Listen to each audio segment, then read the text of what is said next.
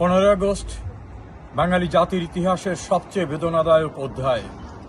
জাতির পিতার মুরালের সামনে দাঁড়িয়ে মনে করছি এই মানুষটার জন্ম না হলে বাঙালি জাতির ইতিহাসে স্বাধীনতার স্বাদ ভোগ করা প্রয়োজন হতো না।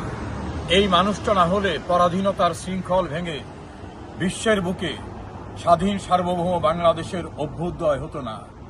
এমন একজন মহামানবকে নির্মমভাবে হত্যা করেছে যারা, তারা মানবরূপী জানোয়ার, তারা বাঙালিরূপী বাঙালিদের শত্রু। ৭১-এর পরাজয়ের প্রতিশোধ নিতেই ১৯৭৫ সনের 15 আগস্ট বঙ্গবন্ধুকে সপরিবারে হত্যা করা হয়েছিল।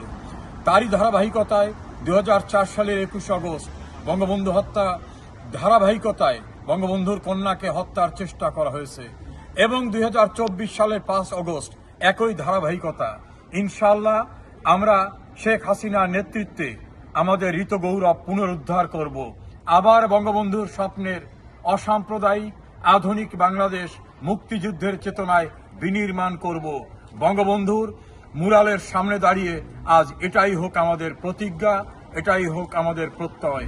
জয় বাংলা, জয় বঙ্গবন্ধু।